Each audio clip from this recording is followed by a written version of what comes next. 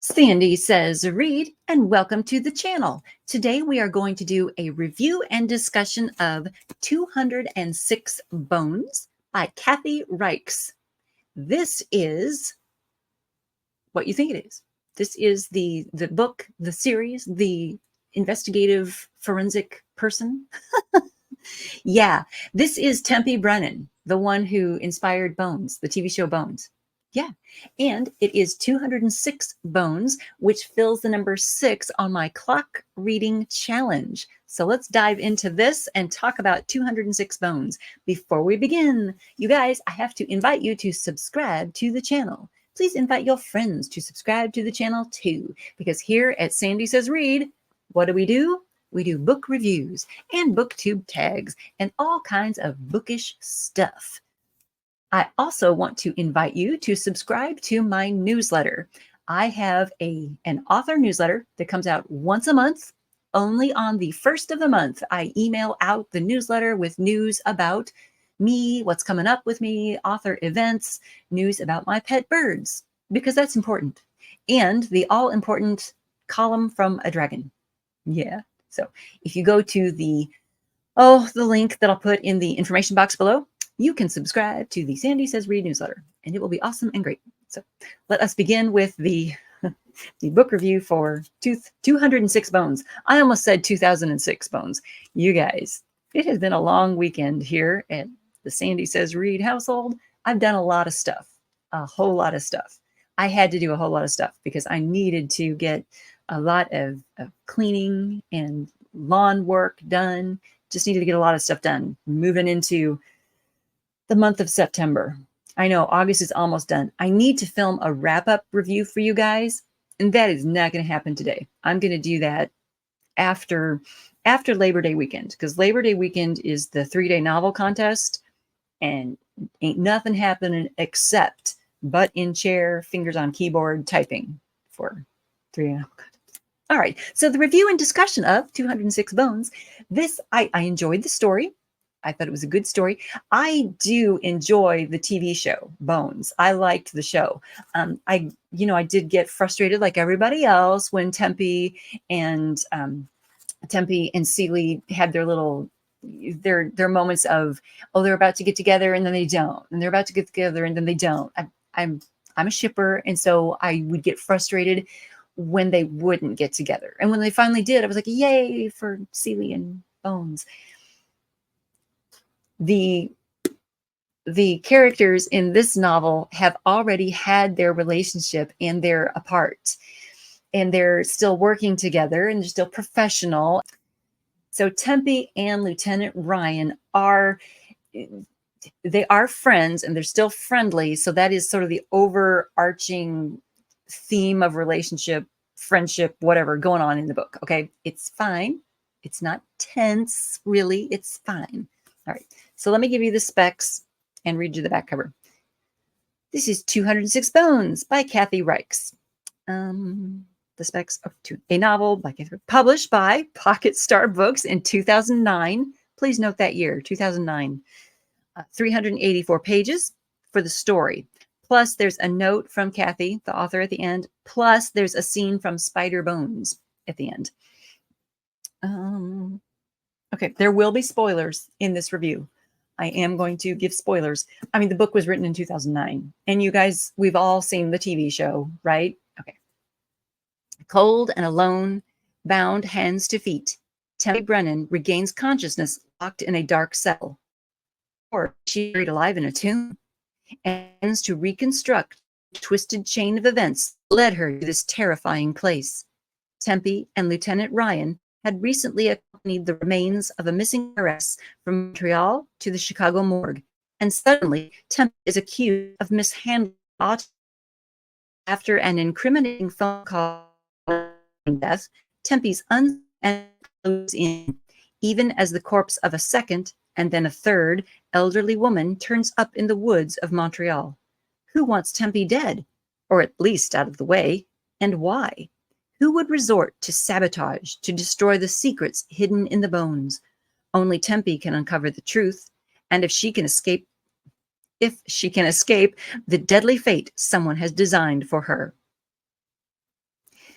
Okay, we're going to start with this cold and alone thing, because the cold and alone thing is like current time, current day happening in the novel. And we start with that on page 1. We also go to it on page 93 and page 246 and page 356. Okay, so we go to her present day predicament on various chapters, or the for various chapters. Okay, but we're gonna at least do the first one. I'm not going to read you every one of them, you guys, because that would get obnoxious. Trust me. Okay, so I wrote in the margin of this first page, oh my God, 5 pages of this, 5 pages. And I underlined 5 pages because this goes on for 5 pages. The cold, numb, confused. I opened my eyes to dark, black as Arctic winter. Am I dead? Obeying some limbic command, I inhaled deeply. Smells registered in my brain. Mold, musty earth, something organic hinting at the passage of time. Was this hell? A tomb? I listened. Silence, impenetrable. But no, there were no sounds. Air moving through my nostrils. Blood pounding in my ears. Corpses don't breathe. Dead hearts don't beat. Other sensations intruded. Hardness below me. Burning on the right side of my face. Okay, this is all in italics, and it goes on for 5 pages like that. Okay, she's trying to. This is Tempe Brennan, we figure out, and she is trying to figure out where she is. Obviously, she's in a cold, dark place, and she's bound hands to feet, like we just learned on the back cover. This happened for 5 pages, and at the end of those 5 pages, I thought, I don't want to read this book. I don't want to read this, but it was fitting the number 6 in my clock reading challenge. So I plowed ahead, and I'm glad I did, because it got better. Chapter 2 is past tense and the story. We're getting into the actual story of what's happening. And what's happening is Tempe went to a crime scene in Montreal, and she handled this autopsy of an elderly mid-50s woman who looked older than she was. She handled this autopsy of this woman who was found. She was out hiking and died of the extreme cold. And that's what that's what she disclosed. She figured out, okay, she died of the extreme cold. She was out in the elements and she died. End of story. And someone has decided, no, there must have been more to it than that. And Tempe screwed this up. And someone has called the police, has called the family and said, Tempe screwed this up. Okay, and that's where we are. That's what we have. And is that page 36? Hold, please. Hold on, I'll get there. Yeah, okay, this is like the inciting moment. Someone is saying, you have an enemy, Dr. Brennan. I suggest it is in your interest to learn who placed that call. So somebody called and let the officials know Temperance Brennan screwed up this autopsy. She doesn't know what she's doing. And that carries through the story. That carries through the whole book. Even though this woman who was supposedly misidentified, or supposedly, she really did die of the extreme cold. She really did. It really was just an accident.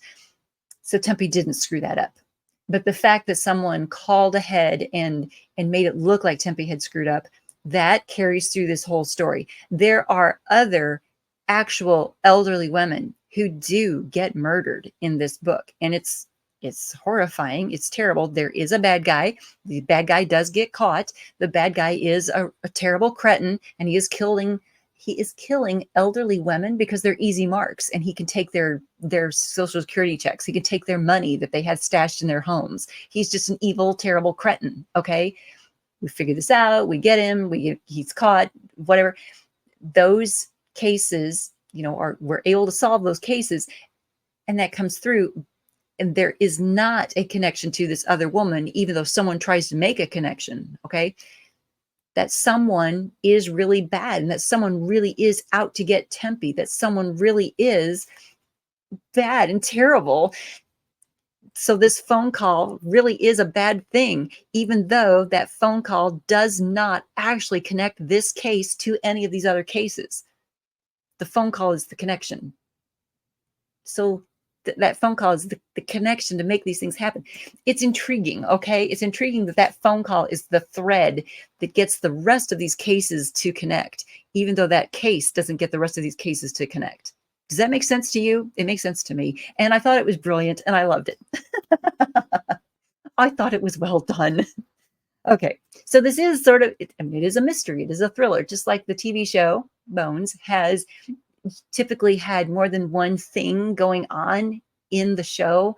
You know, whenever you had a show, you had a bad guy and you had things happening, and then there was some other thing that connected the things. We also have, in addition to a thriller and a mystery, we also have this little hints of romance happening on page 55. Let's go to page 55. And up here in the margin, at the top of page 7, I wrote, "Is this a romance novel?" So let me read this for you. Here is where you can have a real sense of Kathy Reichs' writing style. That little italic weirdness that I read for you from chapter 1 that gets repeated again in a couple other chapters, that giving us that present day confusion that Tempe has in the dark and the cold and alone, that I don't want to give that as the only writing example I give you from Kathy, because it's not fantastic. This is better. Although it did make me go, oh, is this a romance novel? All right, chapter 7 on page 55, she writes, "As the others migrated toward the family room, I pulled Ryan aside and gave him some ground rules. Don't drink Gordy's homemade wine. Don't talk politics with Ludus or Juris. Don't participate in competitive gaming of any kind. Don't discuss the job or details of what I do." Why?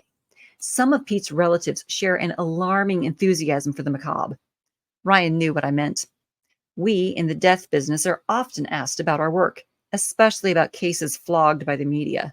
Ryan and I are both queried so regularly, our dinner invitations are often prefaced by hostess suggestions concerning appropriate table conversation. Never works. Though I don't volunteer and sidestep when questioned, inevitably some guest persists in probing the blood and guts skinny. It seems the world divides into two camps: those who can't get enough and those who prefer to hear nothing at all. Ryan and I called them diggers and dodgers. Basically, Ryan has self-inserted himself into a in-laws, a family get-together prior to Thanksgiving at Tempe's in-laws' house. Tempe used to be married. Surprise! She used to be married, and she and that guy got a divorce, but the in-laws still love her and invite her to, get-togethers and whatnot. And she's at one of these get-togethers, and Ryan's flight has been canceled. So he's like, "Oh, what am I going to do?" And she gives him her car, and he ends up staying at the in-laws for a dinner. Yeah. There. It hints of romance. I was getting the idea that this is going to be a romance novel by chapter 7. I'm like, what? I don't think so. But no, Lieutenant Ryan and Tempe, they're not reforming their attachment. Not really. I mean, they're still professionals. They're still partners. They're still solving cases together in this book. They still have that professional relationship. They're still teasing one another from time to time. That friendship, that banter is still there, but they're not, we're not shipping them in this book. Right. So let's talk a little bit about the bad guy in this book. The bad guy, he is a total cretin. It's very clever the way Kathy has revealed him. You think he's dead at one point because he uses different aliases. These aliases that he's used, these pseudonyms that he has used to hide in plain sight, as you would use to hide in plain sight. All right, let's go to page 284. Tempe and Ryan are at a bar having like a lunch, and she's figuring out that this guy, his name is Sam Adamski, however you want to pronounce it, he is using aliases, and she's figured this out. And she's looking at the bar, the actual bar itself, and she's looking at all the little handles that are propped up there, and she just blurts out, "He's using beer brands." Two kids at the next table slid glances our way. I lowered my voice. "He mixes and matches. Red Stripe. Bud, Budweiser. O'Keefe's. Keith and Alex, Alexander Keith's. Carling's Black Label. Son of a bitch. But listen, Again, the stop sign hands. Listen. I'm listening. Sam Adams. Ryan raised his mug. Sam Adamski? Kaiser's third husband? I nodded. He's dead. What if he's not? And I wrote in the margin, not dead. And he's not dead. There was a boating accident where this lady, Kaiser, who's dead, her husband supposedly died in the boating accident.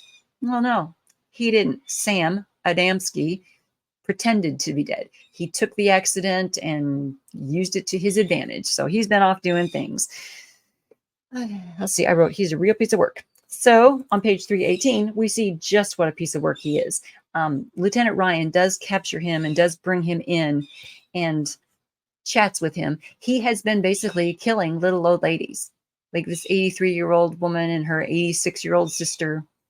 I might have those ages wrong because I can't do numbers, but he kills these two sisters. One of them he kills, he just flies into a rage and kills her and steals her money. And her sister shows up and is like, is this my sister?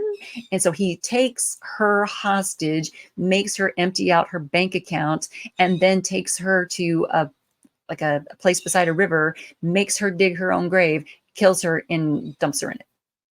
Because that's the kind of guy he is. Okay. And then here we are learning more about him. Let's see. They've brought him in. Kaiser didn't surrender as easily as expected. When she finally broke, Adamski was so furious, he doused her body with kerosene and tossed a match. So that's how Kaiser died, this woman that he used to be married to. He burned her. According to Adamski, the women were mostly to blame for their own deaths. His reasoning ran thus. He has problems with rage. They shouldn't have crossed him. Flawless. See, it's their own fault. It's everybody else's fault. They knew he had problems with rage. Therefore, they shouldn't have made him mad. But because they made him mad, he had to kill them. And it's their own fault that he killed them. So he took their money. That's the kind of guy he is. So it's really nice that he's in prison. It's very good that they caught him. It's very good he's in prison. We're pleased with that. We're pleased with that result. Okay, let's see. The book I'm describing to you, I enjoyed. Story good. Story good. But there was some stuff in there that drove me absolutely out of my mind, nuts. And there's some stuff in there that was excellent, good, great, good foreshadowing, wonderful things. So let's get the stuff that drove me out of my mind out of the way first so we can focus on the good for the rest of this video. The stuff that drove me nuts, page 103. I have a sticky note here. We have layers in this story. As I mentioned to you, chapter 1 and then a couple other chapters, we have set in italics, and we're seeing Tempe Brennan in present day, in that cold, dark, tomb-like place, right? Those are the present day passages where we're seeing this is her in present tense and talking in present tense, saying, I'm in a cold, dark place. Where am I? What's going on? How did I get here, right? And she's rethinking. And when she's thinking, we're seeing the rest of the story. The rest of the book is her flashback of seeing the story, how it unfolded, the mystery that came up, the phone calls that were happening, the things that were happening in the lab, and the people that were sabotaging her in the lab, okay, to bring her to this point. So the rest of the story is a flashback. So that's like the second layer. And then we have another layer within the flashback where we're seeing more flashbacks, and we're seeing like info dumps of information about stuff that I couldn't tell if it was going to be important to the story or not. So I was trying to pay attention, but it was so mind-numbingly dull that I couldn't. For example, on page 102 to 103 to 104 to 105, we've got like a lengthy passage here where Ryan is driving Tempe to a crime scene. There's a crime scene at the river. Did I write down? Yeah, at the river. They're going to the river shore to check out a skeleton. Okay, that's like the second layer because we're in the tomb in present day. She's remembering driving to the shore to see the skeleton, then driving to the river shore and thinking about cold and the neighbor and what Oka Montreal means. Okay, that's layer 3. She's in the car. We're driving to the shore and she's thinking about this stuff and what this stuff means and what it all is. And then we have the info dump about cheese. I'll read you a little bit of that. And I wrote it out in the margin. I said, WTF, does any of this have to do with the cat guy or her mood or the case or the story or any freaking thing because I was just so frustrated with it because her neighbor hates her cat. And so that was happening here. Sorry, pal, my cat's not with me on this trip. On top of all that, I was once again freezing. The heater in Ryan's Jeep wasn't state of the art. And we went from being in the hallway with the neighbor to being in the Jeep in that space right there. So we're in the Jeep. The windows were frosted and I could feel cold rising through my boots, up my legs, and into my pelvis. I suspected the only warmth I'd experience all day would be that leaching from the cup I clutched in gloved hands. Our destination lay approximately 50 kilometers northwest of Montreal in Oka. When I hear the town name, I think of three things: Mohawks, monks, and monastery cheese. And here we go on the info dump. The last two are interrelated. In 1815, a group of monks settled in Brittany and created a cheese called Port Salut. 6 decades later, their brainchild was the rage of Paris.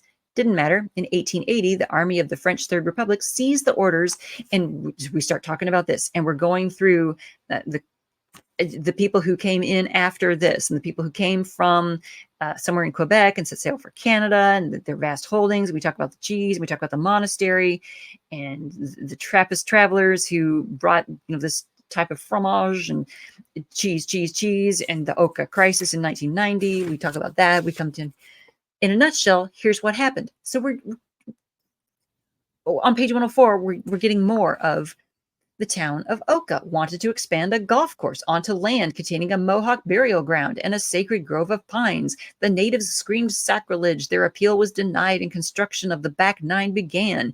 Incensed, tribal members barricaded access to the terrain in dispute. No big deal. The cops cleared the protesters, right?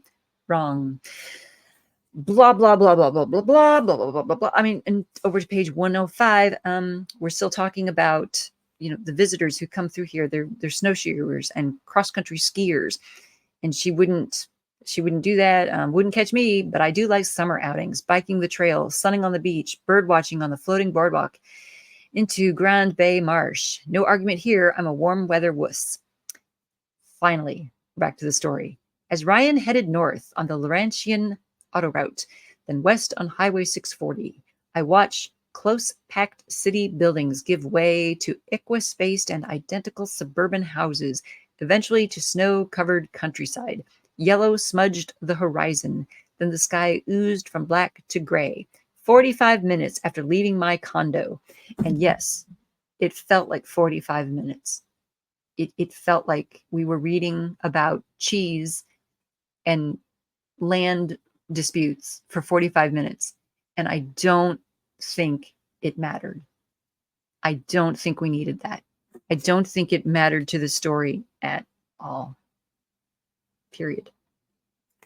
Now, later in the book, we have one of her assistants in the lab who's interested in urban, spelunking. Okay, that's not the word for it, but going into the urban areas underground, like sewers and connected places under the city. And that is mentioned briefly, and in the background of that is mentioned briefly, but that aside is important. We need that aside. That aside comes in very handy because guess where Tempe is in this book? The present day stuff. She's in one of those underground sewer systems. She's been buried alive in one of those systems underground. And that assistant, that dude, is the one who put her there. He put her there because he thought one of the other assistants who's trying to get ahead, who's making phone calls about Tempe's incompetence, that assistant, the boy thinks the gal wants that. So he's called it, he's buried her alive, basically, thinking that's what the other assistant wanted. And put that under the stuff I appreciated. Okay, that little aside about the assistant, the boy who, I call him a boy, the young man who is trying to get ahead, his interest in things underground, in the urban spelunking, that is important. We need to know that. We need to know that aside. It is foreshadowing and it is good. All right. The gal in the lab who's also trying to get ahead, this Dr. Brielle, I think it's Brielle. Dr. Brielle, she is she's sabotaging things. She's stealing phalanges off of the table and then replacing them when it looks like she has discovered them, when it looks like she is the hero. Okay, she is setting up and manipulating things to make Tempe look bad. And the foreshadowing of that, the little sleight of hand that happens, the way she uses her intern to look at teeth and dentals and stuff, that kind of foreshadowing the things coming up. Well done. I appreciated that stuff so much. So it was hard to know as I was reading through which one of these asides is vital. Which one of these asides do I need to know versus which one of these asides is just monastery cheese. This is under the stuff I appreciated. On page 74, it says, every person deserves to be accounted for. And I thought that was very nice. There is a little side project that Tempe does for one of her mother-in-law's, ex-mother-in-law's neighbors. One of her neighbors is like, hey, this guy that I'm dating, his grandson went missing and we'd like to find him. Can you help? And Tempe's like, oh, gee whiz. Okay, yeah, I'll help. And she does help. And she believes that right here, every person deserves to be accounted for. And so she helps discover what happened to this young man who went missing. That was very nice.